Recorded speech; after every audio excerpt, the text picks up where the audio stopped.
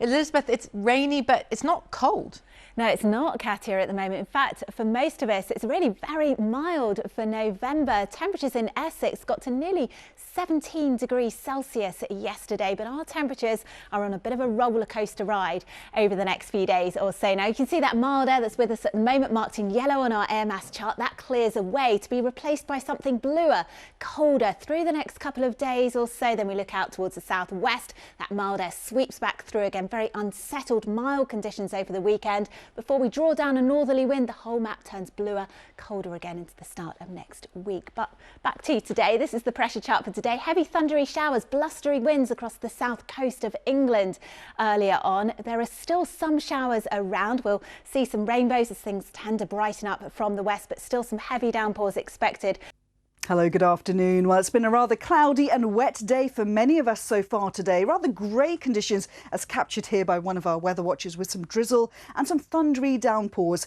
Now, the Met Office have extended the yellow weather warning for these thunderstorms until 3 o'clock this afternoon across most of the region. Now, I'm getting a little bit wet here, not from the rain, but from the spray coming off in the breeze. If you did get a bit wet today, apologies about that. The rain lingered a little bit, came in a bit later and was a bit more impactful than we initially thought. So I hope you didn't get too wet. The great news is tomorrow is looking certainly a little bit better. Should we take a look? Here we go. Hello again. I hope you had a lovely day. Didn't get too wet. It's going to be a bit better tomorrow. Some lovely sunshine around, a little bit cooler. Then it goes downhill again on Thursday, wet and windy. But Friday is picking up. The weather is yo-yoing. With a spectacular sunset. Yeah, absolutely right, Sophie. We had a lot of rain today, but as the rain cleared away and the sunset, that really lit up some of these cumulonimbus. Hopefully you didn't get caught in the rain today. Of course, as here. Hopefully a drier forecast. Oh, there is some good news in the forecast, at least for tomorrow. But it was very wet today, wasn't it, Riz? Thank you. Good evening. Very wet indeed. Some heavy thundery downpours as captured by our weather watchers as well. This picture was sent in from City Slicker. And this is the North Circular. You can see quite a lot of rain here, some surface water, some spray, some very difficult driving conditions. Now, that thundery rain did clear towards the east and it did allow some drier weather to end the day, but this is the after effects of that. You can see in this weather watcher picture here, some flooding coming in from the Thames. So certainly a drier end to the day, but so quite wet weather to come for Thursday. But here's a reminder then. So Wednesday, plenty in the way of sunshine tomorrow. It will be a dry day, the better day for any outdoor plans. But then outbreaks of rain to come on Thursday. And then another brief ridge of high pressure will build on Friday. So drier weather for Friday, but becoming unsettled once again, I'm afraid, as we look ahead to the weekend, as further areas of low pressure arrive, bringing with it that rain. And it will be milder too, as temperatures by the weekend climb up to 14, 15 Celsius before it becomes cooler once more for the start of next week. Joe's at RHS Bridgewater in Worsley in Salford. And Joe, the strong winds that we've been having recently, it was bad news for some of us, but good news for others. That's right, Charlene. Yes, of course, we had our fourth named storm of the season yesterday, Storm Debbie, bringing really heavy rain and very strong winds across much of the country.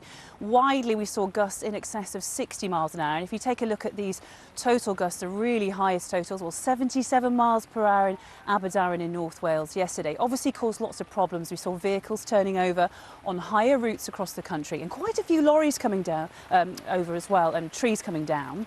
As well as that, though, there was a plus side. I'm going to just have to lift the umbrella up at this point because it's absolutely pouring here in the garden.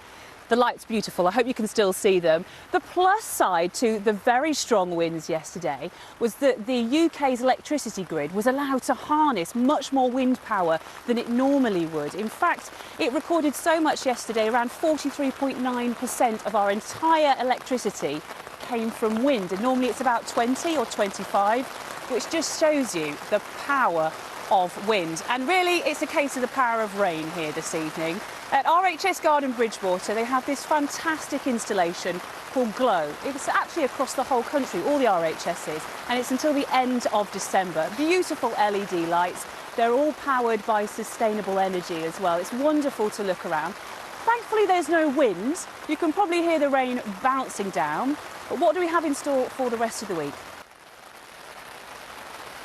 A very mixed few days ahead, particularly tomorrow. We've seen some really heavy rain in the south of the country today. It's going to be better in the south tomorrow, but there'll be rain in the north and some strong winds as well.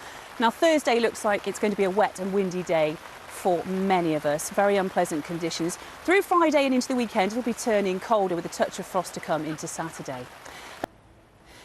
It's been a pretty active storm season already this year, with 4 already. Now, we haven't named the wet and windy weather on Thursday, but we will keep you posted if that develops into a storm. And all the warnings, of course, on our website. Bye-bye. All right, Jo, thanks very much. You go and dry off now.